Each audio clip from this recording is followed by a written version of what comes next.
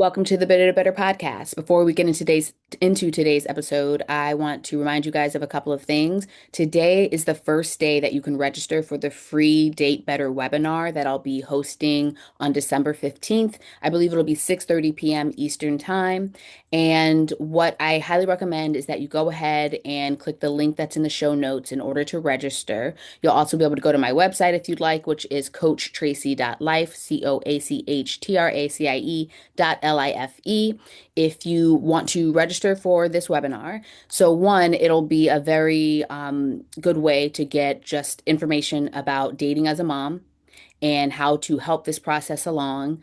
But also, it will be the first time that people can join the Date Better program and take advantage of the bonuses that I'm offering for people who attend the webinar and actually join at the time of the webinar. So the Date Better program launches in January, meaning our first group meeting and all of that will start in January. But you want to hop in and get access to the bonuses and everything by being at the webinar. So I highly recommend that you take a moment to click the link in the show notes or go to my website so that you can register for the Date Better webinar. Also, always know that you can join my email list, which there's also a link in the show notes for that.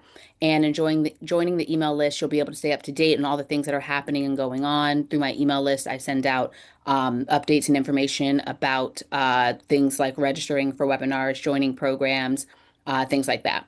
And also, it's helpful for you to watch this and listen to this podcast on YouTube and to subscribe to my YouTube channel, which is Coach Tracie, and also to follow the podcast on whatever podcast platform you prefer. All right, that's all for today and announcements. Now let's get into the episode, which is the benefits of taking a break from dating. I am doing this episode now because, as I said in a previous episode, the winter prep episode. When the cold weather comes, there tends to be a natural decline in dating, or I should say more so maybe the cold weather and the holidays. The holidays tend to cause an interruption for dating for some people, just kind of like when it causes an interruption for hiring at a job. And I always talk about the fact that you are the HR manager, the human resources manager for your dating life, for your life really, but for your dating life. And this the dating process kind of mimics that flow where, if you're applying for a job, it takes longer to hear back around this time of year because people are taking time off and you taking breaks and things like that, right? So with that, this can be a good time to take a break from dating if you are feeling called to do that. If you are not feeling called to do that, don't take a break from dating now. Keep moving forward and doing the due diligence. But I do want to make the point that as much as I talk about consistently dating, not giving up, being out there, I first always value checking in with yourself on your needs. I'm at the heart of hearts a self-care girly because I see dating as self-care. If your goal is to bring a partner into your life, or to just go out and have fun with people, then dating is self-care. But self-care is also knowing when you need breaks and knowing when you need time. So today's episode is about the benefits of taking a break from dating if you are being called to do so. So I think of it as, this time of year can be a good time to take a break. You might find less people on the apps, again, because they're leaning into holiday stuff or travel or things like that. And so it can be used as a time to recalibrate for yourself. You can identify goals that you have and goals and desires that you have for your life, goals and desires that you have for the next few months, and really sit and take time to think and write down these goals and desires. And of course, this very much flows into the idea of people, setting New Year's resolutions for the new year or things like that. I don't personally set resolutions. I simply continue my process of identifying my desires in life and kind of leaning into that. Again, I've mentioned I'm really into law of attraction and all of that, so that's kind of part of my process. But this is a time to recalibrate. So, what I encourage you to do, what I challenge you to do, is to get a journal, get some pen and paper, and literally ask yourself, what are things that I want for myself in my life?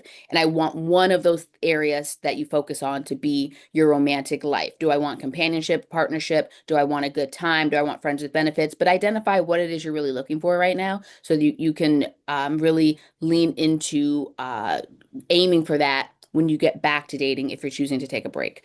And so, If you are taking a break right now, I think of a couple of things that you want to be doing. You want to be relaxing on one end and you want to be working on the other. So, relaxing, I'm thinking of you wanting to find ways to bring calm and peace to yourself mentally, physically, emotionally, spiritually. Maybe you've had a rough go of dating lately, and so you want to just simply like give your nervous system a break. So, you're going to be thinking about the things that help you do that. What helps to calm and soothe you?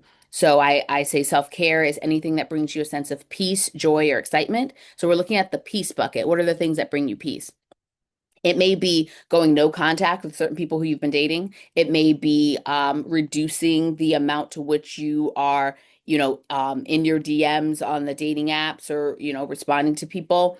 It may be choosing not to go on any dates right now, but being intentional about this, because what I want you to be wary of is this idea of just like giving up on dating. I talk about the fact that you can experience dating burnout just like you can experience burnout from anything. And so I always want you to be careful of getting to the point of being burnt out, because then that makes you just give up. And I'm not advocating just giving up and saying, oh, whatever, I'm not going to date anymore. No, no. What you need to do is check in with yourself and recognize when you need a break and when you need to rejuvenate and refill. And this could be a good time to do that, right? So, what are the things that are bringing you peace, joy, and excitement? Is it decorating for the holidays? Is it cooking? Is it hosting friends and family? Is it not very intentionally not hosting friends and family? Maybe going to someone else's house or having a really chill holiday. Back maybe two Thanksgivings ago, I have an episode on this podcast about being thankful for solitude, and I had a very uh I was in kind of on my own in a lot of solitude that Thanksgiving, and that was just what I needed, and it was wonderful. So I highly recommend you maybe going back and listening to that episode. I will try to link it in the show notes. But um, check in with what you need to bring peace and calm. What are the conversations maybe you need to have with your kids around certain boundaries that you want to put in place around your needs as a person and your their needs as your children, right? But this also applies to friends and family. This is a great time to lean into boundary setting and identifying, oh, here's what I need right now. Here's the space that I need in order to kind of rejuvenate and be ready for, the next month, stuff like that. So on one hand, you're looking at what relaxes you, calms you, soothes you. On the other hand, there is work to be done. And the work that may need to be done are things on self-evolution, things on meeting certain goals that you have for yourself. That could be health, fitness, parenting, household, career, employment, finances, dating, any of the things, but identifying what those things are that you want to change or improve, because that's where the work will be. This is also a time to catch up on work around the house, errands, just life stuff that maybe has fallen by the wayside. So you're like taking a break from dating and leaning into maybe having some time off during the holidays and saying, "Hey, I want to tend to my home. I want to tend to my body and myself. I want to tend to my kids."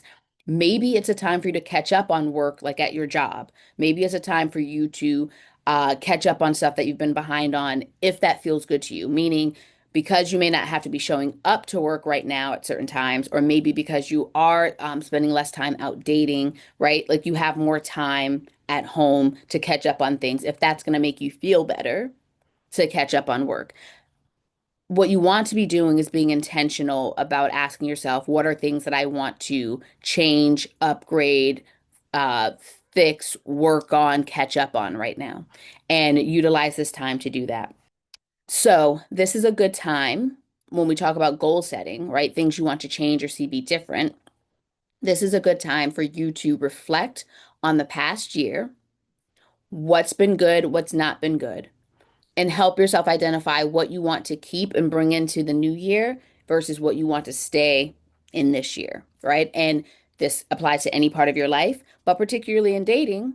Let's talk about the fact that you want to ask yourself, what have I liked and enjoyed and appreciated about my dating experience this year? What haven't I? Maybe you've done no dating and that's not something you appreciate and you want it to be different next year. So that's something that you want to, the no dating is what you want to leave in 2025, and you want to bring into 2026 the idea of dating and going on more dates. Maybe you've been going on dates, but they haven't been particularly good quality dates. You want to identify what has made them not feel so great And you want to say, okay, I want to leave those type of dates here, and I want more of these type of dates. There's an episode about leaning into that great date feeling. So asking yourself, have there been any great dates or parts of dates that have been good that I want more of that? You want to think about that, and I'll also try to link that episode in the show notes as well.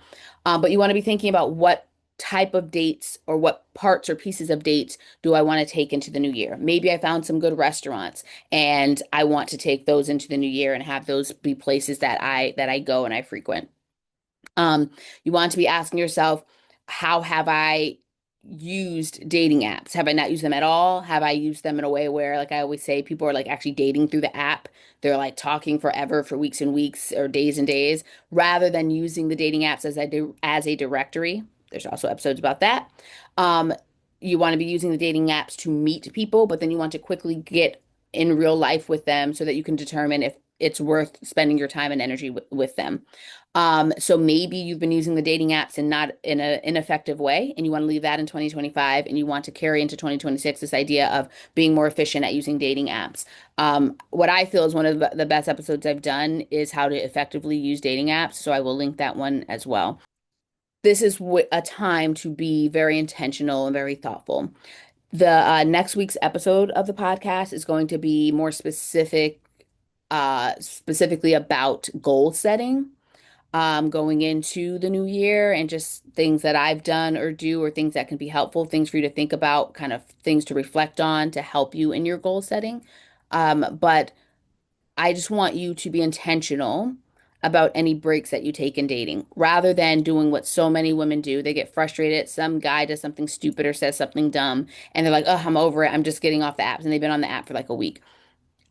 Great, but you're not going to get great results. Or they're like, oh, I'm over it. I don't want to deal with men. I don't want to talk to men. So they just kind of shut themselves off, like, when they go out or they don't go out at all. None of that is going to work to your benefit. I always say that if a man walked up to your front door right now, rang the doorbell and said, I'm the perfect guy for you, that would probably be really creepy and scary in real life. And you would call the police, right? Like, what I mean is that person's not just going to come walking up to your front door, the magical, perfect person for you, and you be aware of that in the moment. Because if some guy does that, I'm closing the door and calling the police. Like, I don't know you, sir. Like, what's going on, right? This is not I was gonna say some Lifetime movie. But that'd be unfortunate because those always go bad. Some Hallmark movie where these sort of things are happening and that feels good because then we'd be starting to talk about, oh no, like is he the next Tinder swindler or is he gonna love bomb you X, Y, and Z, right? So you got to be realistic and anything that's important to you or of importance or of value usually requires some amount of work. So I'm always out here pushing for the fact that you do the intentional work in dating, but I'm also recognizing and needing you to recognize like finding like those boundaries and knowing when you need to step back, take a break, but that it's an intentional break. It's not a I'm just throwing it all up and I'm over it sort of thing. It's a, you know what, I'm going to take this time to recalibrate, to relax and calm myself and soothe myself, but also to identify where I want to do the work.